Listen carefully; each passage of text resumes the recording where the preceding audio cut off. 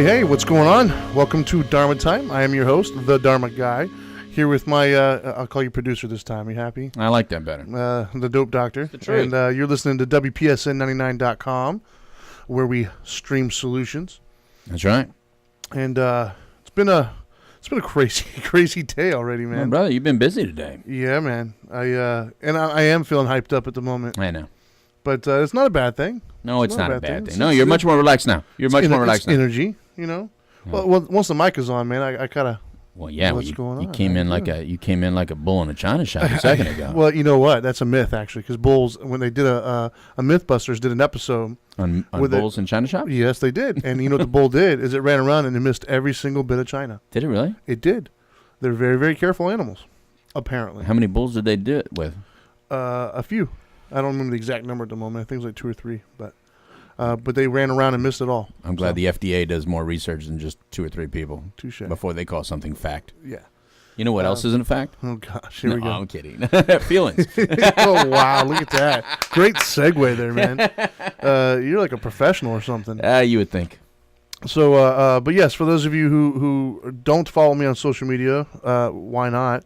But for those of you that do, you'll know that I just got back in from Tennessee. And when I say just got back, I mean like I landed about an hour ago. Yeah, and, literally. Yeah. I landed about an hour ago and jumped straight in the car and headed straight to New Smyrna here to the studio so I can give you lovely people a live show. And very excited about today's live show. Right. Because it is about feelings aren't facts. No, they're not. And I'm going to go ahead and jump into it, but I do want to make sure that I leave a couple minutes at the end to explain why I was in Tennessee and what I was doing up there. Yeah, I'm surprised you didn't start with that, but okay. Well, you know, I want to get started on the topic. Did you? I think people want to hear it, so I'm going to give it to them. You want to give it to them? I'm going to give it right to them. I like the way you just did that there, sir. That's right, man. Been away for a couple of days. I'm already feeling sorry for Angel. Oh, God. So, feelings aren't facts. I chose this topic because I first saw the terminology, if you will, written exactly that way in some of the groups, like the drug and alcohol groups that we've been doing. Really?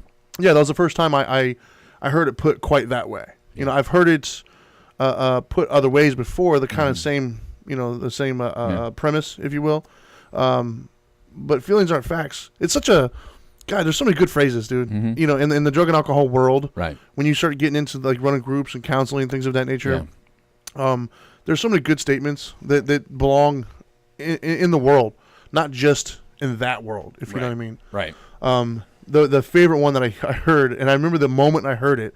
I was with you and somebody else, and we were at the Toyota dealership with David Moss, right? And this person we were talking to, he who will not be named, said, my favorite phrase that I use all the time now, and that is your best thinking got you here. Right. that is one of the biggest, like, punch to the gut, fighting words, so true. It's one of my phrases. I love that phrase. I've stolen it. I use it all the time now. You can't steal what's freely given. Touche.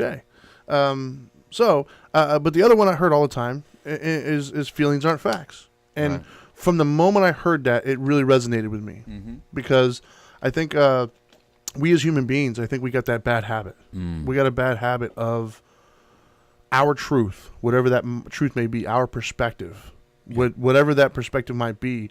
We get stuck in this concept that that's the only perspective.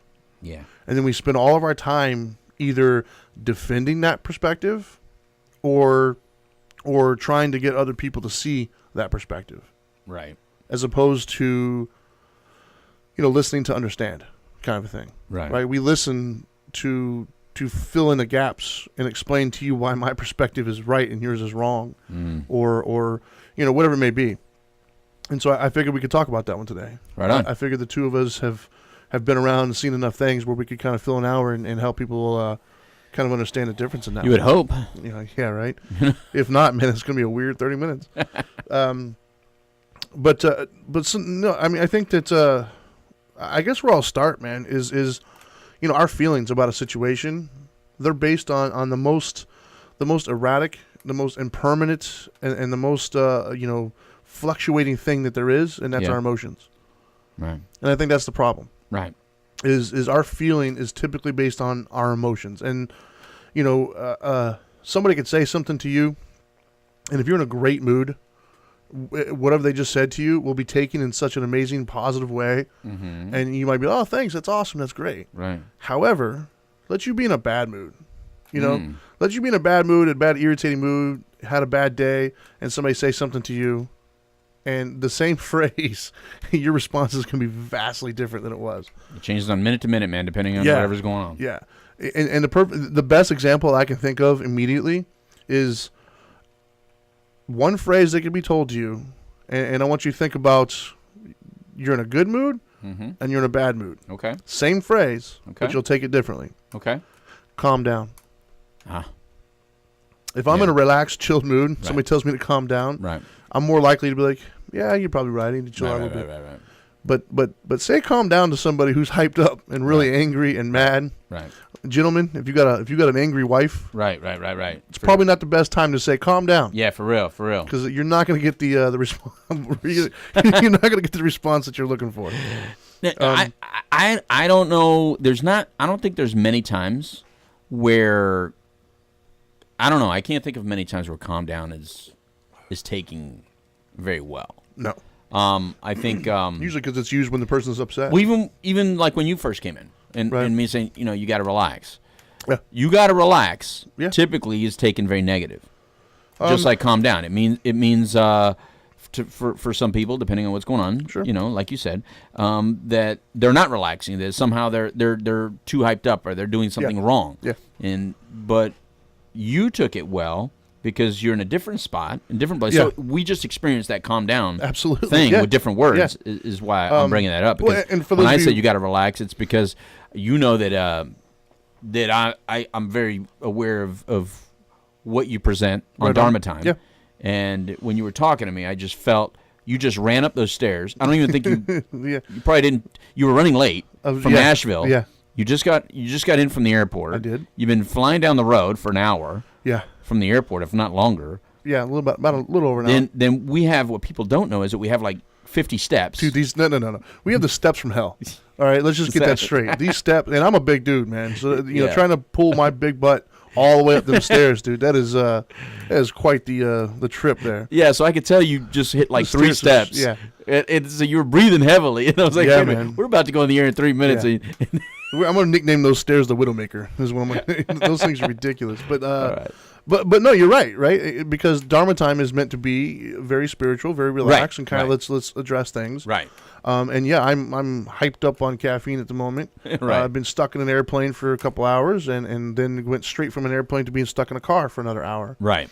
And I knew that I could pull it off, but I knew it was going to be cutting it close. Right. Exactly. And so, and yeah, I agree. When you said calm down, I was like, you know what, he's right. I'm hyped up on caffeine. I need to chill out for a minute. Right. But I think that I do believe the feelings aren't facts. Man, I think that causes so many problems. Especially in relationships. Right. And I don't necessarily mean only romantic relationships, but even in friend relationships, boss subordinate relationships. Dealing with another kind of another person that you have a bond with of some sort, or you're relying on that person in any way. Right. I think that's where the danger comes in. I think that what do I have written here? Okay, here's a good one. I'm gonna scratch that one. I got a better example. Okay. There was a class back when I was teaching classes locally. There was a girl in my classes, and I'm not going to say names because I'm not trying to call anybody out. Of course. But there was a girl in my class, and she was telling me about a situation at her job, and she had a problem sticking up for herself. Okay. And so this boss was a very loud, very boisterous individual, and it wasn't me, was it? No. Okay. Just checking to see if you changed the names and sure. titles. But no, he was a very boisterous person and kind of loud. And so he was talking to her, and she felt offended by his tone and the way he was approaching her. Mm-hmm. So she decided to let him know that in a very aggressive manner. Mm. And she came to my class, and she was very proud of herself because she felt that she did the right thing by standing up for herself. Yeah. And so, much to her surprise, I had a different take on it. Mm-hmm. And I was letting her know, I was like, hey, you kind of gave up your control there. Mm-hmm. You allowed this other person, you took it personally Mm-hmm. of what they were saying and doing, and you allowed it to get you worked up at a point to where you would go outside of yourself and who you normally are and get aggressive. Mm-hmm. And one of her replies back to me was, I asked her why this happened, why you felt the need to do it. And she said, well, you don't talk to somebody that way. I said, no, you don't talk to somebody that way. Right. You don't know how this person does. Right. And so that's where the whole feelings aren't facts. Right. Because so she felt that he was being loud and rude and angry and mean, Mm-hmm. but that's not a fact. Mm-hmm. Because I know there's many people in my life right now that I know Mm-hmm. that's come from a different cultural background that view being loud and boisterous as just part of their normal life, Yeah. Me being one of them. Well, I mean, I wasn't even thinking of you, actually, to be honest. There's other people I know that are even louder. Yeah. Louder than me? Yeah. But in a fun way, though, like just loud and carrying on, and it's like, if you're not used to that and you're in a room, it can be overwhelming. You'd be like, wow, dude, this, wow. Well, I say that because we've been told that. You know Sure. what I mean? I mean, I've been told that by people that are close to us. That'll say, Right. "Oh, I brought my boyfriend over. Man, you guys in the car." My boyfriend was like overwhelmed, Yeah. even though he liked us. Sure. And we had enjoyed it. Yeah. It was a lot for him the way we communicate. Yeah. Because we're kind of all loud. We step over each other's words, and Sure. and it sounds aggressive. It does. And when you come from a peaceful home or a calm home Right, where nobody even really shares their thoughts or feelings, Yeah. is what it feels like on this end. Yeah. And I think that's a classic definition of feelings aren't facts. Like, in that situation, she felt that she was being, talked down to her. She was like, he didn't respect her. Right. And I was like, well, just because you felt that way doesn't necessarily mean it's a fact. Yeah. It might be your truth. And I'm not trying to undervalue somebody's truth. We all have our truths and stuff. I just think we have to balance our truth with other people's truths as well. Mm-hmm. And only because if you're trying to walk this world, it's not all about you. And by balance, you mean kind of respect? Correct. Okay. And understand. Right. And we have to, because I love saying, one of my favorite phrases is truth is 360. Yeah. Truth isn't just my perspective. Truth is everybody's perspective. Correct. One of the groups I was running yesterday, I even asked everybody, like one of the ways I try to point that out was I say to somebody, okay, let's say you weren't here and you didn't hear anything I said today. And you came in tomorrow, and all of them said, "Oh, we had this guy come in, and he talked about a bunch of stuff." And you asked them all individually, "Well, what did he talk about?" Right. And every single person told you something completely different. Who's telling the truth? Right. And it's a trick question because they're all telling you the truth. Mm-hmm. They're all telling you their interpretation, their perspective on things. And that's what I mean by balance. Is you have to understand that there is more than one truth. Mm-hmm. Now, there's typically only one set of facts. Mm-hmm. And that's something we all agree upon. But the feelings are facts thing, I think it's so many people in trouble because... Go ahead. I'm sorry, I just thought about the people arguing that. What's that? When you said there's one set of facts. Oh, the alternate facts? I just it sounded political there for a second. Yeah. I just there's been so much political stuff in our life in the last year and a half, 2 years. Oh, yeah. So when you said that, all I pictured was all the people saying, "Wow." Well, there's other facts. Yeah. Matter of fact, there was a gentleman on my plane 2 seats from me who does focus groups. Okay. So it was very interesting discussing. I bet. And I didn't mean to take you off of what you were saying. No, you're good. It's just that I couldn't help but laughing when you said there's only one set of facts. And I'm thinking, well, perspective changes what the fact is. Even though you're right, people will still argue what they saw as factual or what they heard as factual. So, but the feelings aren't facts. This concept of my kids, perfect example. Okay. My little ones. My son being 7 and my daughter being almost 9. I'll watch and they'll have an interaction and I'll see that my son will, I don't know, he'll lose balance or something like that, or he'll get up to go do something and when he puts his hand down, it'll pull my daughter's hair. Mm. And she'll turn around immediately and get mad and angry at him and start yelling at him. Like he did it on purpose. Yeah, and I'll say to her, well, he did it on accident. And her response is, no, he didn't. He meant to do it. Mm-hmm. And that's an example of feelings aren't facts. And I think that's a microcosm of what we do every day in our lives. Yeah, that's for sure. You're driving down the street, somebody cuts in front of you. Try to kill you. And you get mad because they did it on purpose. Yeah. Well, maybe. Mm-hmm. Or maybe they just didn't see you. Mm-hmm. Maybe they're busy in their day and they're worried about whatever. Maybe they're trying to rush home because they just found out their kid almost drowned in the pool, right? And they're not focused on the car next to them. They're trying to get home, and they cut in front of you. But we don't typically go that route. The route we typically go is, you cut me off. How dare you? And then I'm gonna flip you off. I'm like, really, dude? And that's an example of feelings aren't facts. And we do it all day, dude. Yeah. That person. One of my favorite ones is have you ever walked into? And this actually, I laugh only because it used to bother me as well. And I realized how silly it was, and it doesn't bother me anymore. But I get it when it bothers other people, and it might even bother you. Who knows? Going into a store, and you hold the door open for somebody. Oh yeah. And they walk right past you. They don't say thank you. They don't give you the nod. They look at it's almost as if it's your duty to open the door for them. Right. But that's an example of feelings, because all the person did was walk in. We're the ones that fill in the narrative of, like I'm supposed to do. That's your feeling. That's not a fact. Right. I used to be that guy. Yeah. Me too. I mean, you just brought up 3 examples that I've had in the past, right? And I think most people, right? So holding the door open for people, I had to deal with that because I would then say thank you really loud, like just so they could be aware. And a couple of times I realized they were either on the phone that I didn't know, especially nowadays with Bluetooth, right? Or they were just like their mind was somewhere else. Yeah, they're completely lost. And then so I had to ask myself, am I doing this for that praise, or am I doing it because it's the right thing to do? And then that cured me of that one, because I really was doing it because it's the right thing to do. Of course. The others that you mentioned, I've still struggled in the past because I played, Barney Fife. I play. I police the world a little bit. Of course. Where if you cut in line somewhere, even though the person directly that you just cut in front of doesn't say anything, I always felt like it was my duty, of course, to say. And I did it to the point so bad where on our honeymoon, coming back from Puerto Rico, there was an entire line. Now, mind you, I'm half Puerto Rican, half Mexican. Okay. I'm not used to Puerto Ricans allowing anyone to do something against them, right? Right, sure. And this person brought his entire family and cut in a line. Ooh. And it was a lot of people. It wasn't just one person. That's a problem. And I looked at everybody in that line, and I called them all wimps. I said, everybody in this line, in Spanish, I just said, all y'all, you're going to let this all happen? See, you guys are just a bunch of wimps. Wow. I'm not letting it happen. You may be okay. And I just went off in an airport. Oh, wow. And so, you're one of those ones. Yeah, I was. I was. And so, in other words, I'm giving you examples of what allowed me to look at myself and go like, wow, I took it like they were directly doing something personal to me. Like you said, I took it personal, and I said, you're calling me a chump.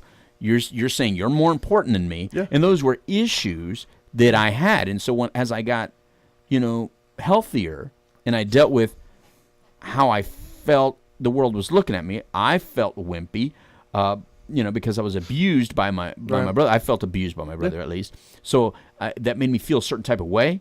So anytime I felt that someone else was doing that, chumping me out, that's why I became overly aggressive. Yeah. Yeah. And so when you start looking at your own issues, you realize, wow, those are feelings. Those aren't facts. Those are my feelings, my issues. Exactly. That's not the reality of what happened here. They had no clue about me. They didn't even care about me. Yeah. They may have felt self-important, but that's me also giving some sort of narrative you're on feeling the your situation. Own narrative. I felt self-important before. I think the to be honest with you, man, there's a tremendous amount of places that this happens. Of course. But I think probably one of the most prevalent ones, and one of the most dangerous ones, if you will, is at home. I think that's the one. You mean with your family? Yeah. Yeah. Especially if you're in a relationship, like a marriage or something like that. Yeah. I really do believe that is a very dangerous thing, because when it comes down to like appreciation and stuff, like, you don't appreciate me, those kinds of things. Right. Because we spend so much time filling in another person's narrative. And I think that says more about where we're at as opposed to where they're at. Yeah, but if we're going to talk about that on this show, you got to play careful, man. We got to go back home. Exactly. So we got to be very careful of what examples we use. I'm leaving it there. Oh, is that okay? Yes, I just had to. I had to do a no. I'm fact check. I had a fact check. I am dumb, but I'm not stupid. Okay. But all right. So dumb is not stupid. Correct. But no, I just think that I see it happen all. You reminded me of a story actually when you said the airport one. Yeah. And so I was coming back from getting married in Vegas. Yeah. And so we were in the Vegas airport, and I guess something happened with the airplane, and it was like really late. and there was another plane going to Miami that was even later. Okay. Like those people were waiting long before we even got there, right. And our plane was coming in like an hour late. It was a bad thunderstorm. I don't know what it was, but something happened, and so the people getting ready to go to Miami, they were all kind of hanging out, and you could kind of see the level of frustration slowly building, and this guy shows up, the person who was the announcers and stuff that hey, welcome to gate whatever. Right. He was sitting there, and dude, I don't envy this guy at all. Yeah. He had to get up, get on a little intercom, and tell the people that were flying to Miami, who've been there for probably like 4 or 5 hours waiting. It's not their plane. That is not coming tonight at all. Now, when I say riot, when I use the word riot, we were about there. Wow. These people all crowded the podium. They're all yelling and screaming at this guy. They had to call the cops to come in. I mean, it was this big fiasco. Right. And for me, that was an example of feelings of facts, right? Because they're all upset and angry, but they all took it out on this poor guy who's making, $10, $12 an hour and has to announce to all these people, by the way, you're not going home tonight. Yeah. And to me, there was two differences there. The people who were on the plane, their feeling was it's this guy's fault. Like they don't want us to go home. Like, it was a natural thing, man. Like if anything, they were doing you a favor. They don't want to fly in this or whatever it may be. You don't want to get hurt. They're trying to save your life, basically. Right. Or trying to save themselves from being liable. Who knows? But either way, they don't want a catastrophe to happen. But that's not what anybody was thinking. They just want to get home, and they're upset and they're angry and they're feeling that it's a personal thing. Like they're somehow, some way, you're doing this on purpose. Yeah. As if they're not losing money from this. So that was one half of it. The other half of it, which I thought was very interesting, and I was very impressed by the way, was the guy. He was impeccable, man. He was totally cool. He's like, I'm so sorry, I understand. They were yelling at him, dude. I'm talking about, like, I thought one of them was going to punch this guy. Wow. He was just calm, cool, collected the entire time. Very accommodating, very nice, just very understanding. It was actually one of his partners who called the police because his partner was getting kind of worried. Yeah. And I don't blame him, man. It was a mob of like 100-some people. They were getting close. Right. They were angry. Right. But that was an example of how he didn't take any of that personal. No. He completely understood that these people are angry. They're upset. They're frustrated. And I just so happen to be the whipping boy at the moment. Right. And I'm okay with that. He didn't take it personal at all. He didn't care. He was just, hey, man, I get it. Right. And I even talked to him afterwards. I went up and shook his hand. I was like, dude, right on. Good for you, bro. Like, I do that. You handled that really well. I do that. Yeah. I mean, certain things you have to acknowledge. Yeah. He did such a great job. I didn't want him to know that went unnoticed kind of a thing. Like, I had to let him know, dude, I noticed. Good for you.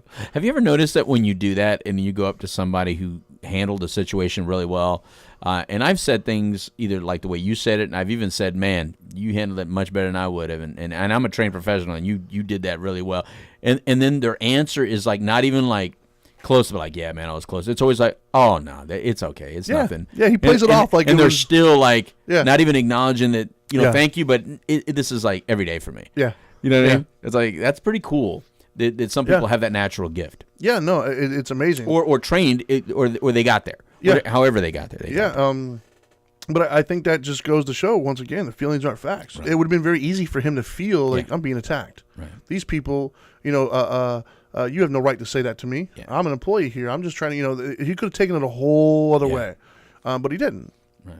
And so I think that's important. And the reason why I love the fact that it's in the addiction and counseling world, because there's a lot of anxiety in a lot of the individuals. Mm-hmm. And there's a lot of trauma and things of that nature. And it's very easy when you've experienced, bad things or trauma to now apply that to every new person in your life.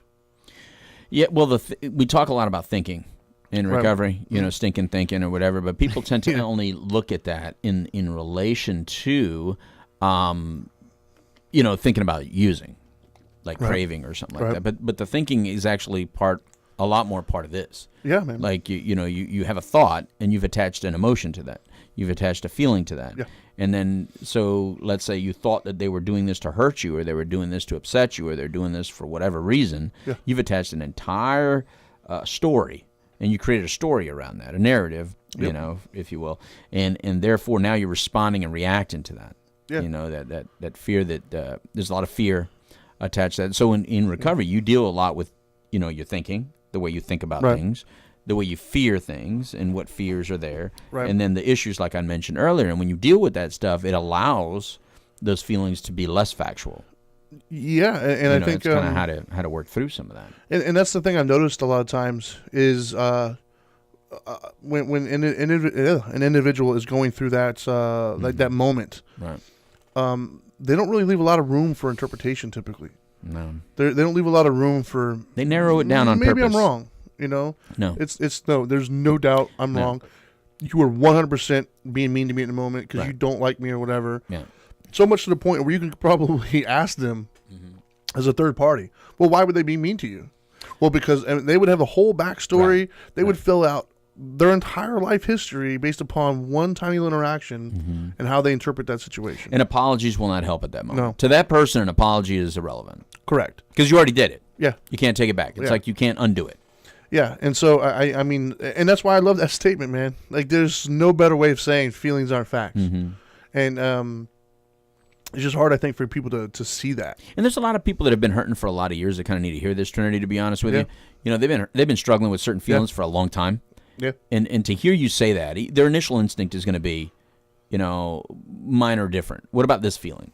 And I think one of the hardest things about doing a program like this and you taking this on, as the Dharma Guy and saying, I'm gonna do a show on feelings aren't fact and discuss this, is that someone out there is going to want to hear their exact scenario from you. And so, I mean, when you were putting this together, did you think of something of that? Did you think of different variations that you've heard in dealing with people in your business that kind of helped you prepare for that? Because again, remember, even though we can get it and we go, that was great with the Dharma Guy talked about the other day, feelings aren't fact. However, this feeling is different. Yeah, I mean, I definitely took in consideration my own struggles in life and just areas of my life where I misinterpreted things and went with them as fact. Back in my angry days, everything was a slight towards me, even though, to be honest with you, none of it really probably was. Right.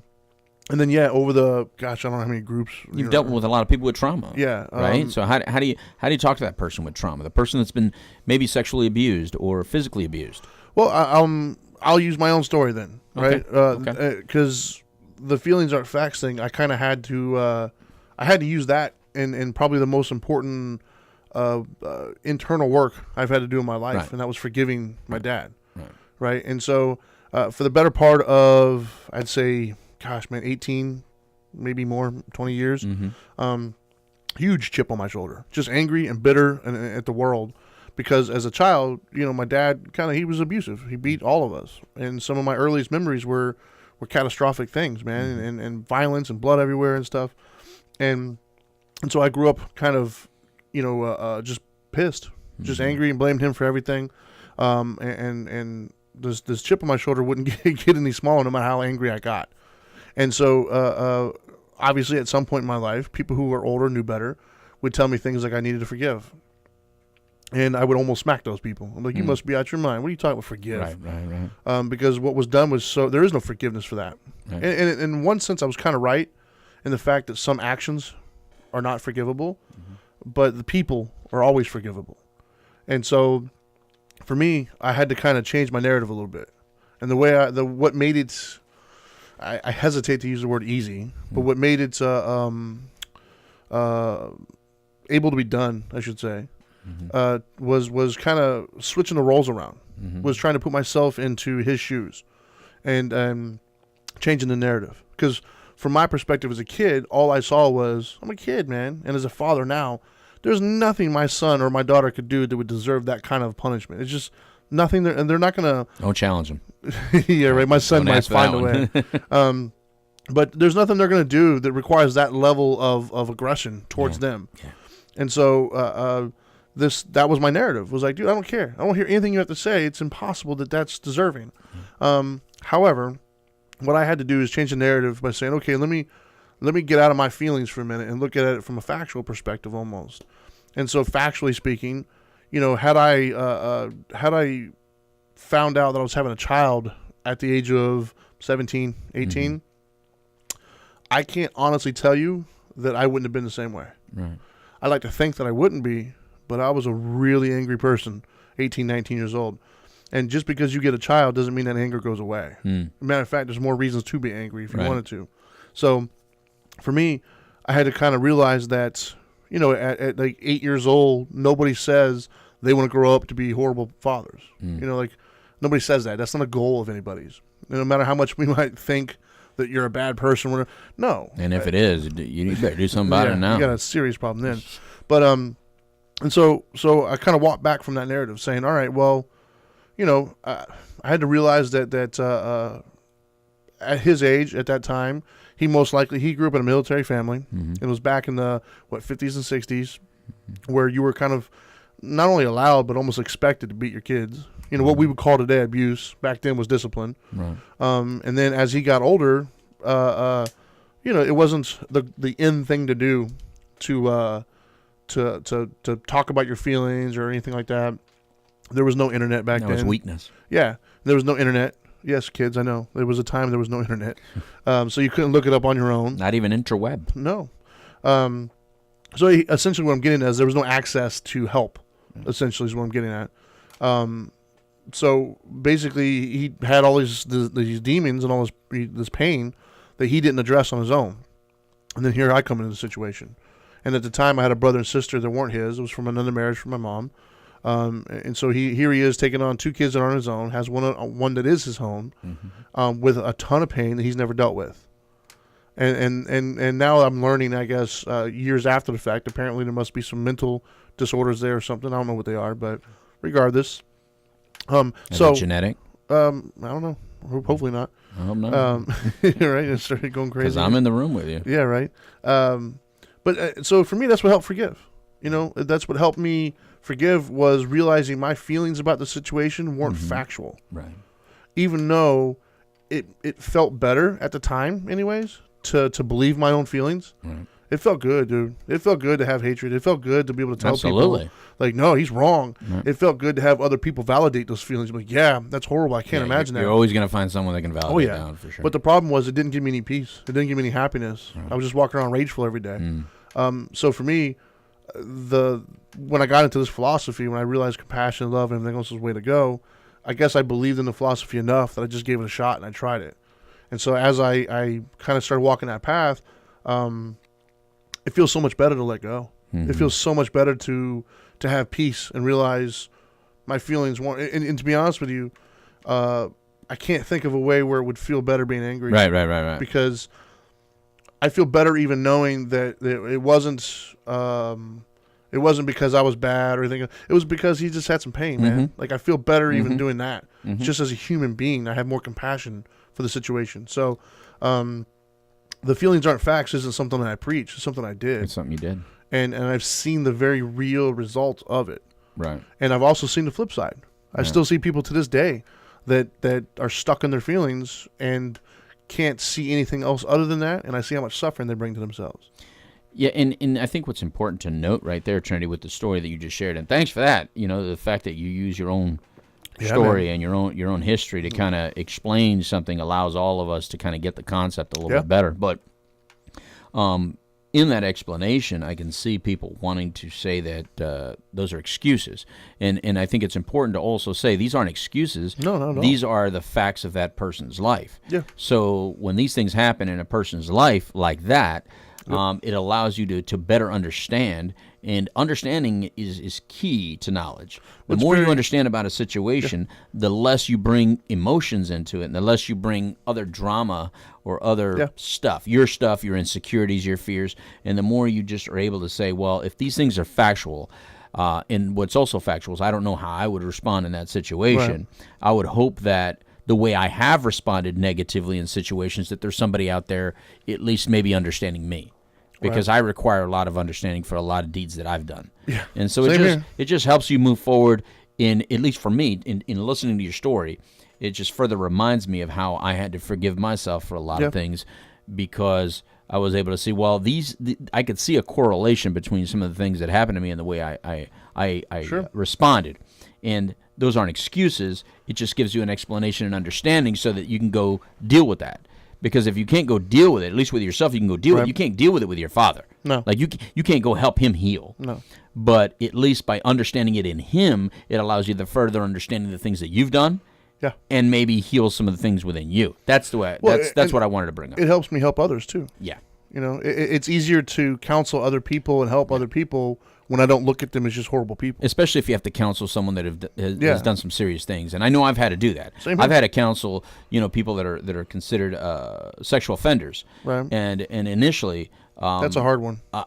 When I was in my head, I thought it was going to be difficult, but when I just counseled them and just dealt with the situation like I deal with other clients, I realized how many skills I had that I was able to do it. Very cool. But intellectually, when I would think about it, I was like, well, that was supposed to be hard, or that is hard. Yeah. But that's only when I got into my head about it. Well, like, and to use the same kind of the continuation of that story, if you will, not that they're excuses, but for me, growing up in that environment, I didn't get the counseling.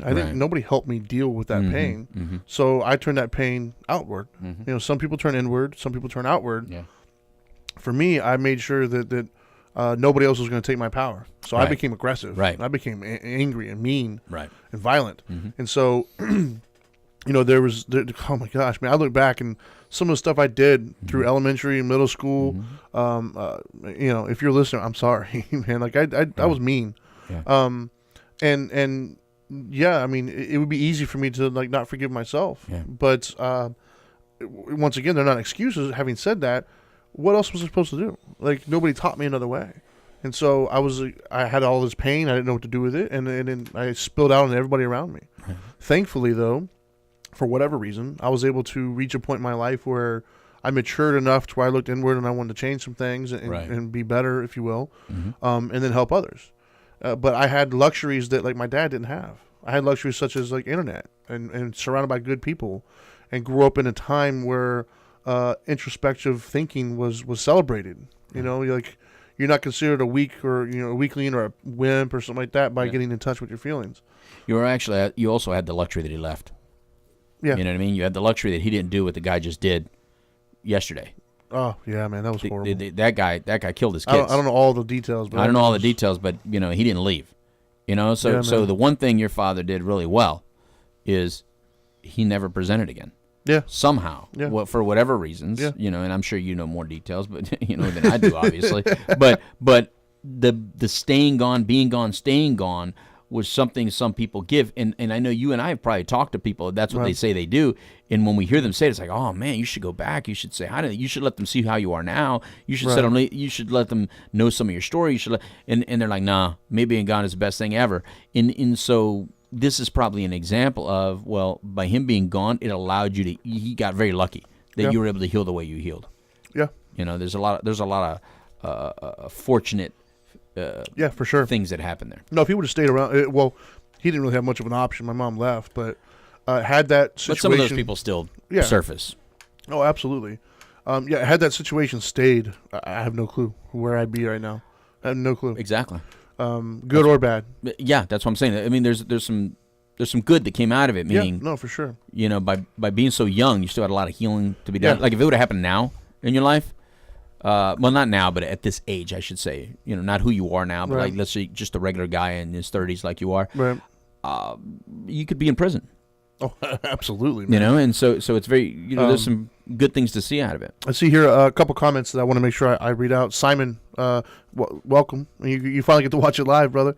He usually watches them after they've been up. But he said two comments he made was you may have to deal with someone difficult for minutes to hours. They have to live with themselves 24/7. Right. Which I think goes to show, once again, it's hard to be mad at somebody whose story you know. So that person, that you opened the door for, that just walked in and ignored you, you don't know what they're going through. You don't know if that person, because that's one of the examples I use actually in my classes is if somebody opens your door, would you be mad? And they all say yes. I said, well, what if you just found out though later on that day that person woke up to find out that his dog died, his wife left him, and he lost his job. Yeah. And he just went into 7-Eleven to grab a drink. I don't care. Yeah. No, most of them are like, oh, well, no, I'd feel pretty bad then. It's like, exactly. Yeah. So once again, that's not the narrative you told yourself, though. Yeah. The next comment that Simon actually made was compassion for all people. They're people who did bad things, not bad people all through. Which I agree. You know, the actions of a sick, confused person doesn't represent who they are. Mm-hmm. You know, and the example I oftentimes use on that one is a dog. Right. You know, if you have a family pet that you've had for years and years and years, this is like this old yeller. I hate to use that as an example because it ended badly, but you know, and this family dog who you've loved and cared for and everything else breaks its leg. No, if you've ever been around an animal that's hurt like that, they get very aggressive. Yeah. Because they're afraid that you're going to hurt them. Right. They're trying to protect themselves and they get aggressive. Right. Does that represent who that dog is because it's trying to bite you at the moment? Yeah. No, it's still Fluffy. You know, still whatever dog you've had your entire life. Yeah, I've never had a dog named Fluffy. It just felt right, so I went with it. Okay. Yes. But that's the same thing, you know? And that kind of goes with the second part of the Eightfold Path, which is right intention. And meaning stop coming from anger, greed, fear, and lust, and start coming from love, compassion, generosity, kindness, forgiveness. Right on. And I think that goes really well, really hand in hand with feelings aren't facts. Because oftentimes the feelings that we're coming from are going to be anger, greed, fear, lust, anxiety, things of that nature. Yeah, insecurity. Absolutely. Whereas if we were to come from love, compassion, understanding, and generosity, kindness, all these things, that goes both ways. So in other words, I'm going to come from love and compassion for you to realize I don't know what you're going through. I'm not going to take it personal. Right. You know, your perspective might be vastly different than mine. But it also love and compassion for myself, meaning I'm not going to say or do anything that my future self is going to not like. Yeah. You know, I'm not going to do or say anything that I'm going to have to walk around later on like, oh God, I can't believe I did that, you know. And I think at some point we've all kind of done something along those lines. You know, maybe you blew up on somebody who didn't deserve it because you're mad about something else. So, you know, that's where the whole feelings are facts really kind of addresses intent. Actually, that's one of the things that bothers me is the lack of guilt. You know, so for me, to know that I can do something bad to you, and then somehow my brain can compartmentalize it enough, justify it somehow, and I'll justify it. Right. I'm not going to feel bad about this, and that is what inspires me actually. Right on. The fact that I know that I will be okay with it, yet it'll harm you for the rest of your life. That is exactly what bothers me. Yeah, no, I mean, and that's a great way of looking at it. Then that's a very responsible way of looking at that. To realize, you know, I'm gonna not do this harm for you, kind of thing. Yeah, I mean, it's just you know, I don't like the fact that as humans, you know, you can be damaged to the point where no matter what you do, that you've been so damaged that you can do any damage. And hurt people, man. Yeah, and so you have lost that ability to I don't know, man. I don't know. It's hard to say because I look at people like my wife. I look at people like your wife, and it seems like they would always care. Like they're just very caring people. Yeah. They're very loving people, and to know that this little boy and that little boy were hurt to the point where we're just like an action away or a decision away from just being okay with it and living with it. I used to joke with my wife, like, as much as I wouldn't like all the things that prison have to offer, and I'm not saying I'm a badass because I don't think you have to be a badass to do well in prison. Right. But I know that my brain can shut off in certain ways and in certain things, and I can be alone. Well, I used to view that as a good much point. As I used to view that as a power. I wore that as a badge of honor. Right, at one point in my life. And I don't today. I look at that like, to know that there's a part of me that'll say that's okay. He says I better be on my P's and Q's. Yeah. Great, because that I do not want. It feels sad to me. Because I don't want to live like that. No, of course not. I don't want to be okay with that. No, especially now that I have kids and stuff. That's not the example I'm trying to provide, you know? Right. And that's not a legacy you want to live. No. My dad didn't care. Yeah, and bringing it full circle to what you say, feelings aren't fact, is to understand, you know, feelings was paramount. To me, at least to me, Trinity, I don't know how much you knew about feelings, but I only knew happy, angry, I was very basic.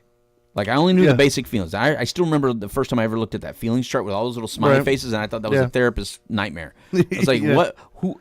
If you would say bewildered, I don't think I've ever in my life said, oh, I'm bewildered. No. Or some of those other... I can't even name them all, Trinity.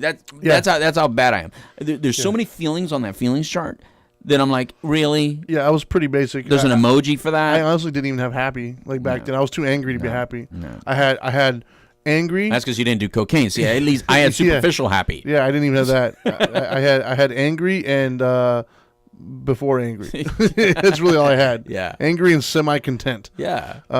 It's like red. All I had is red, white, and blue. You know what I mean? Like if your entire color palette was red, white, and blue and black. Yeah. I mean, that's all I had. It was one of those things. If your only tool's a hammer, then every problem looks like a nail. That's it. And that was the definition of me. Yeah. So teaching what feelings are, I think, is part of it. So I know we're kind of running down, but before you even get to the rundown and the 3 things, is there a way that you could tap into how do I, just identifying what feelings are? Or how do people get to even know what when you say feelings are, in fact, what are feelings? Like where, I think, like what am I looking at here? I guess it would be the emotional undercurrent of that. I guess if I were to take it from the Buddhist perspective, that's where mindfulness comes into play. And mindfulness meaning, we're very good at being mindful as a person, being mindful of, we're in a studio at the moment. There's 2 people, there's cameras and stuff. We're pretty good at that. But what we're not so good at is understanding the feeling tone of what's happening. Mm-hmm.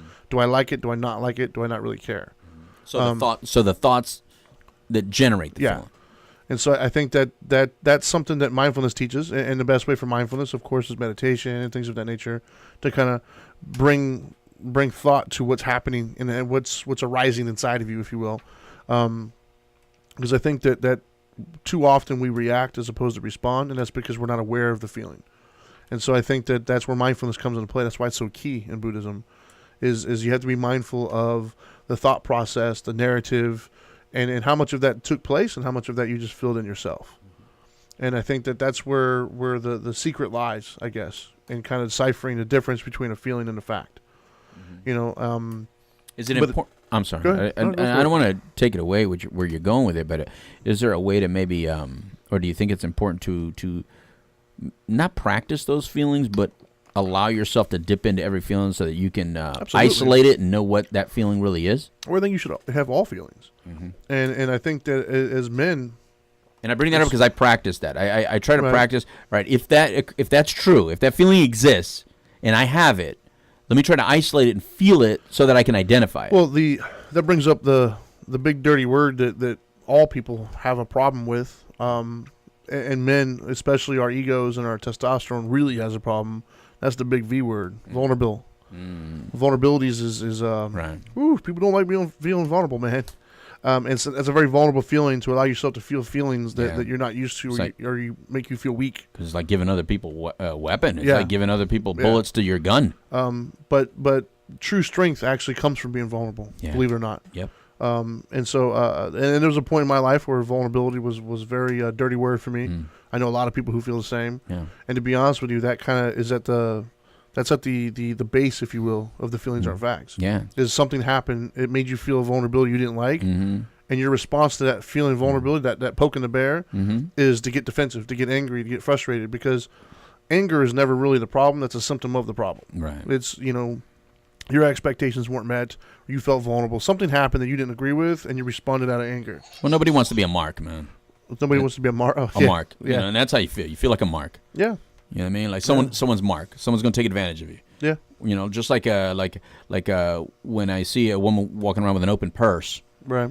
You know what I mean? It's like I feel the need to let them know, hey, your purse is open. Yeah. And they go, thank you, and they zip it up typically. You know what I mean? Like, but just by saying that, it's because you know what a mark looks like. Of course. You know what I mean? But you can't go up to somebody and say, hey, man, I mean, not me. I've never done anything wrong in my life. But. But it's not like I go up to somebody and go, yeah, I see your vulnerability, man. You're walking around a little bit with your button out, and you probably want to hide that button a little bit, because I feel like pressing it right now. Sure. Although I've had that conversation when people says, man, you're just showing me your button. Do you want me to press it? Right. I'll do that in a therapy session, you know what I mean? Or in a group where I could show somebody, you're showing me your insecurity right now.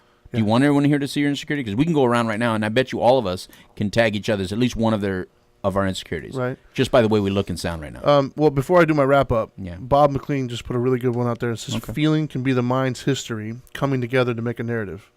Wait, I got to think of that one again. Can you say that again? It's very deep. Yeah, I got to think about it. It said, feeling can be the mind's history coming together to make a narrative. It's pretty deep. Yeah. On that note, I like that.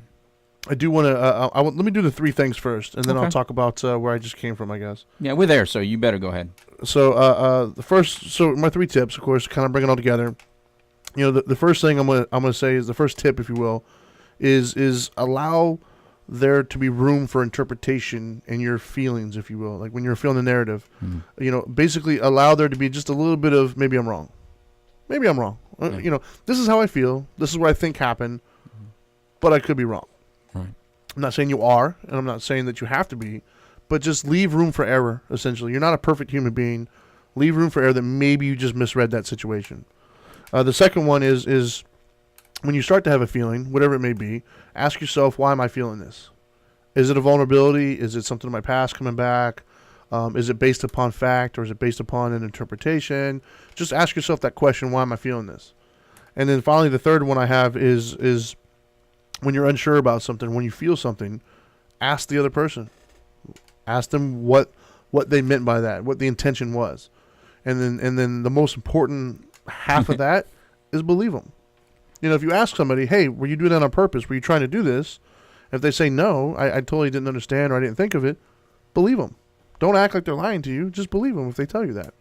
So there'll be the 3 things. But they're liars, Trinity. Maybe they're not. I'm kidding. What you talking about, Willis? Yeah, right. But having said that, as I'm wrapping it up, I do want to thank the sponsors. Right. And I'm gonna put these in a very specific order today. Yeah, you finally went out to visit one of our sponsors. I did. So the first one I'll say is Retreat Premier Addiction Treatment Centers. A big supporter of us here at the WPSN Studios and all of our shows. Matter of fact, they are paramount in our next show, which is Refuge Recovery, coming up next, right? With Steve Did you just say Refuge Recovery? I did. Oh my gosh, that's from where I was just at. Wow. No, Recovery Radio. Dude. Oh, I'm so sorry, Steve. I messed that one up. Yeah, Recovery Radio with Steve Moderano. Yes, Steve Moderano. And I got his name right, but I got the name of the show wrong. So. And that show is now available on iTunes. Is it? And Google Play and all the other places you listen to podcasts. You've been busy all this weekend, huh? Yes, I have. So anyways, next one I'll say is Orange County. Big supporter of us. Thank you very much. And I say Carol, even though she's not representing the entire Orange County, but she does to me. Orange County Drug Czar. Drug Czar. I love that. And of course, Now Matters More Foundation. You can go to www.nowmattersmore.org to check us out, donate. I did www. You're doing some weird things today. I am, man. You it's are the caffeine, bro. It's the caffeine. Nowmattersmore.org. And 833 Now Matters if you need help. I was getting ready to say that. 833 Now Matters. You can see us on Kyle. I'm messing everything up. Corbin Forrester, the number 7 truck. We love Kyle Weatherman, but he's not driving our car. I'm messing everything up today. Corbin Forrester, number 7. Please forgive All me. Out Motorsports. And then the final one will be Journey Pure. Got that right. Yeah, I did, right? Which Journey Pure? It's the river. Okay, good. Yeah, Journey Pure at the river. At the river. There you go. I gotta say though that everybody I've met who's been up there. Well, first of all, they're a big supporter of the foundation. We've referred people up to them. Right. We've been dealing with them for the years, and you've been up there and met all of them, and you've had nothing but positive things. Right. I've met quite a few of them at the different events that we've had. Right. And everyone I met, they're all really cool. They're all very dedicated. They're all very good at what they do. Mm-hmm. But the river, everybody who's been up there, whether it be clients that I know that have been through there or practitioners who've gone up there, they all walk out with this like weird kind of cult mentality of like the river. It's like this mecca. And I never understood it. I was just like, okay, whatever. But when I went up there the weekend, that place, I get it, man. That place set up right. It really is set up right. It's got everything you want. They have all these different like obstacle courses. They each have a purpose and a meaning behind it to illustrate and to teach people. Experiential therapy. The people up there who are running things, they all have a good heart. You can tell they're in it. I had some really good conversations with the clinical directors and great culture. The reason why they're doing it are the right reasons. Mm-hmm. And the tour guide I had, I think his name was Gerald. He's awesome. Mm-hmm. He was at the tech there. Right on. Great, good people, man. I wasn't sure what I was walking into. Within seconds, dude, he made me feel like the greatest person on the planet. And you know what? That's great to hear about a tech because techs are to me one of the most important hires I do. Yeah, are techs. Because your clients are around techs more often than anybody. Yeah. So you want someone who makes you feel comfortable. He was just so humble. So welcoming. Right on. So it was just like he set the tone, and it was just like I didn't know what I was walking into, and this like within 30 seconds of meeting him, I was like, dude, this is gonna be great. Great job, Joe. He had a picture of him holding like a baby deer that let him hold him and stuff like that.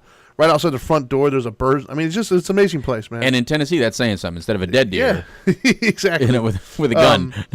So I just want to say a big shout out to Jamie Vance, to Patrick Dunn, Love to Jamie. Graham Barrett, to all those guys for setting it up and having me up there.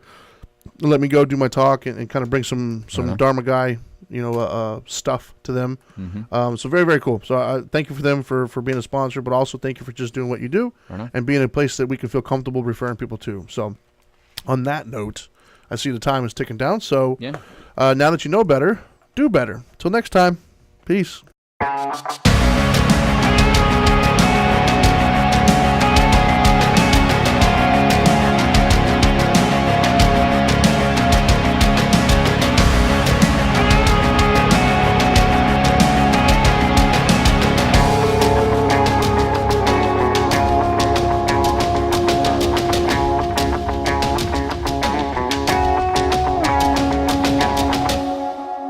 I think he plans it all out. Just makes it up as he goes along. Human knowledge belongs to the world.